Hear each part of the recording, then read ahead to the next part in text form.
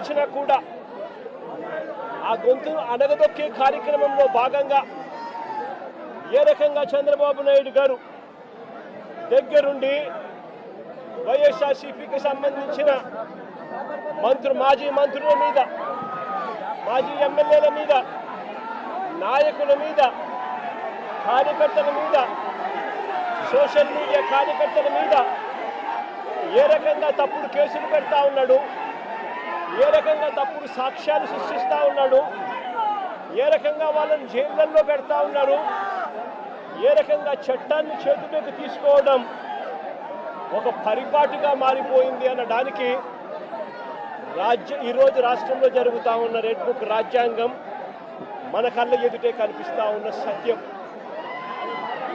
ఆ రకంగా red book రాజ్యాంగాన్ని ఉపయోగపెడుతూ అదుపు తప్పిపోతే పోలీస్ వ్యవస్థ, ఆ పోలీస్ వ్యవస్థ ఎలాంటి వికృత రూపం దాలుస్తుంది అని చెప్పడానికి నిదర్శనం ఈరోజు తెనాలిలో జరిగిన ఘటన.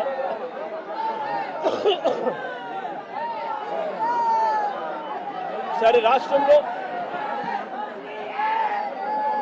ఇంత భయానక పరిస్థితుల మధ్య తెనాలిలో అసలు ఏం జరిగింది, తెనాలి ఘటన ఎందుకింత అన్యాయమైన ఘటన అని చెప్పి ఒకసారి లోతుల్లోకి అందరం కలిసికట్టుగా పోదాం.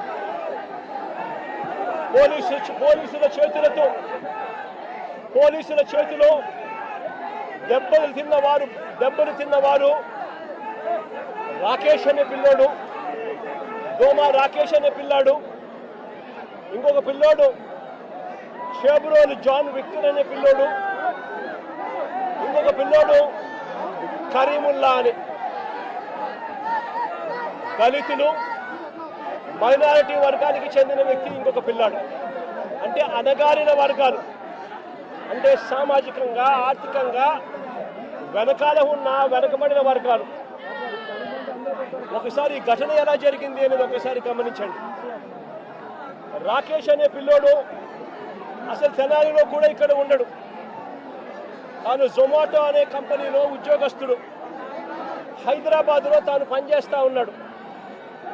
హైదరాబాద్లో పనిచేస్తూ ఉన్న ఈ రాకేష్ అనే పిల్లాడు, జొమాటో అనే కంపెనీలో పనిచేస్తూ ఉన్న ఈ రాకేష్ అనే పిల్లోడు తనకు ఏదో పాత కేసుకు సంబంధించి, వీళ్ళంతా యంగ్స్టర్స్, చిన్ననాటి సమయంలో వీళ్ళకి ఏదో పాత గొడవలు, పాత ఏదో గొడవల నేపథ్యంలో ఉన్న కేసుల మధ్య ఈ పిల్లాడికి సంబంధించిన ఒక పాత కేసులో వాయిదా కోసం మాత్రమే ఈ పిల్లాడు తెనాలికి వచ్చినాడు. కానీ ఈ పిల్లాడు ఇక్కడ పనిచేయడంలా, ఈ పిల్లాడు ఇక్కడ ఉండడంలా, హైదరాబాద్లో పనిచేస్తూ ఉన్నాడు జొమాటో అనే కంపెనీలో. ఈ పిల్లాడిని చూడడానికి ఈ పిల్లాడు ఫ్రెండ్స్ వచ్చారు. ఈ పిల్లాడు కూడా పాలిటెక్నిక్ మెకానికల్ చదివిన పిల్లాడు. ఈ పిల్లాడిని చూడడానికి ఈ పిల్లాడు ఫ్రెండ్స్ మంగళగిరి నుంచి వచ్చినారు. వాళ్ళు కూడా ఇక్కడ ఉండరు. మంగళగిరి నుంచి వచ్చిన పిల్లాడు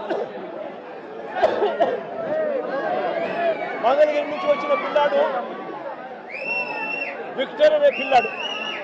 ఈ విక్టర్ అనే పిల్లాడు జూనియర్ అడ్వకేట్.